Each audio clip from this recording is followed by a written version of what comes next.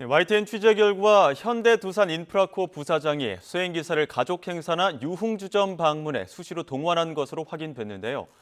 시도 때도 없는 사적 지시와 52시간이 넘는 초과 근무, 정당한 대가 미지급까지 반복되는 갑질 문제에 해결책은 없는지 이 사건 취재한 취재기자와 자세히 이야기해 보겠습니다. 김철희 기자 나와 있습니다. 어서 오십시오. 안녕하십니까. 참 잊을만 하면 또 붉어지고 또 붉어집니다. 내용들도 마치 데자뷰처럼 비슷한 양상이긴 한데 구체적으로 현대두산인프라코어 부사장의 갑질 내용은 어떻습니까? 네, 저희가 지난해부터 대기업 임원들의 수행기사 갑질 논란에 대해서 연속 보도하고 있는데요. 말씀하신 것처럼 이번 보도도 결을 같이 하고 있습니다. 논란이 된 대기업 임원은 현대두산인프라코어 부사장입니다. 수행기사에게 한 달에도 여러 번 유흥주점까지 태워달라고 요구한 뒤 밤늦게까지 대기시켰고요. 장인상을 당했다며 퇴근한 수행기사를 불러내거나 휴일에도 메신저를 보내 운행을 지시했습니다. 이런 사적 지시 탓에 수행기사의 근무 시간은 법이 정한 주 52시간을 수시로 넘었지만 정당한 대가는 받지 못했습니다. 이렇게 좀 매번 붉어질 때마다 내용이 비슷한지 참 모르겠는데 가장 눈에 띄는 사례 중에 하나가 늦은 밤에 방역 지침을 어긴 유흥주점, 이 유흥주점을 또 출입했다고요. 네, 그렇습니다. 부사장이 수시로 찾았다는 유흥주점은 인천시 연수구에 있습니다.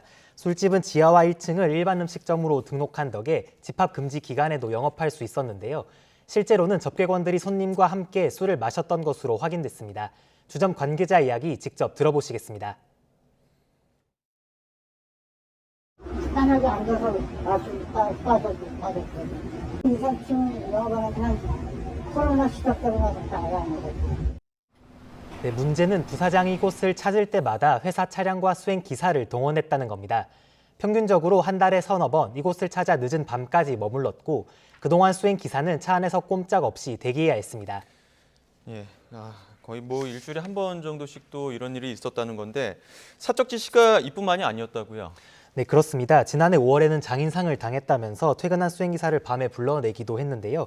빈소가 마련된 충남 서산까지 밤샘 운행을 시킨 뒤 다시 가족들을 데리고 오라며 인천으로 보냈습니다.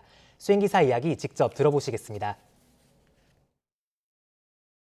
그 다음날 아침에 10시쯤에 자기 딸을 집에서 픽업을 해가지고 김포공항으로 가가지고 제주도에 사는 남동생하고 여동생이 김포공항으로 오니까 픽업해가지고 이제 오라는 거였어요. 네, 이 외에도 근무일지에 쉬는 날로 기재된 때 약속 있다며 불러내 운행을 시키는 일까지 있었는데요. 계약서상 정해진 쉬는 시간에도 임원이나 비서의 업무 지시가 끊임없이 내려왔다는 게 수행기사의 일관된 주장입니다. 네, 밤 사이에 충남과 인천을 왔다 갔다 두 번이나 반복을 하고 또 다음 날 아침에는 또 자재들을 또 픽업하는 과정들, 이러한 갑질, 업무 외의 일들 이런 것들에 대해서 충분한 대가는 받은 겁니까?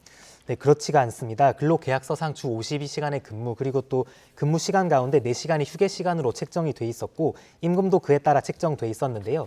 앞서 말씀드린 것처럼 끊임없는 사적 지시와 휴게 시간 동안 내려진 업무 지시 때문에 실제 근무 시간은 52시간을 훌쩍 넘겼습니다.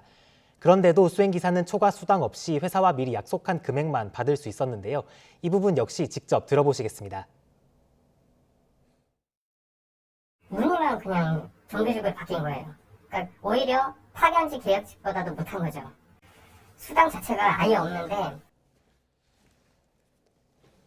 도의적인 기준으로 봐도 상식에 어긋나는 행동들일 텐데 법적인 문제도 있을 것 같아요.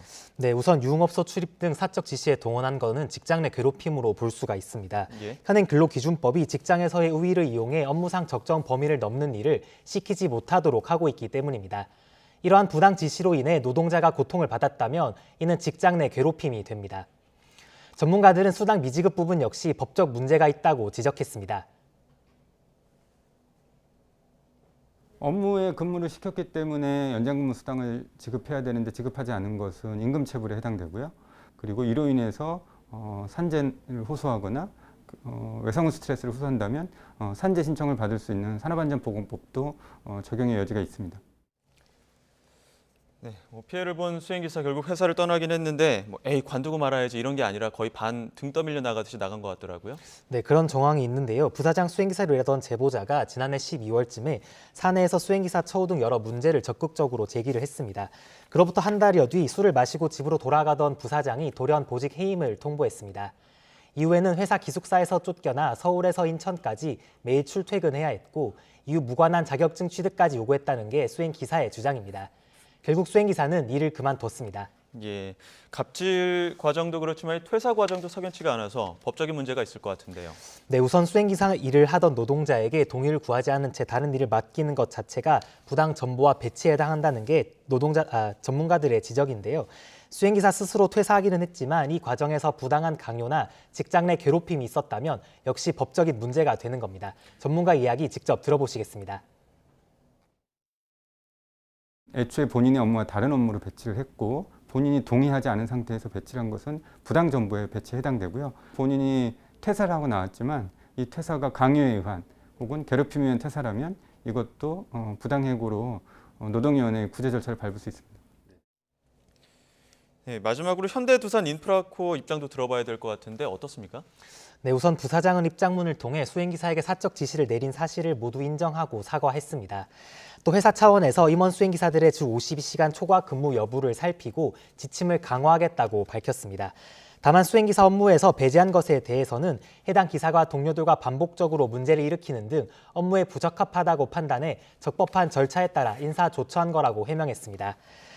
또 자격증 취득을 제한한 것은 해당 업무에 필요한 능력을 기르도록 권유한 것일 뿐이라고 주장했습니다. 네, 자, 여기까지 듣도록 하겠습니다. 지금까지 김철희 기자와 함께했습니다. 고맙습니다. 감사합니다.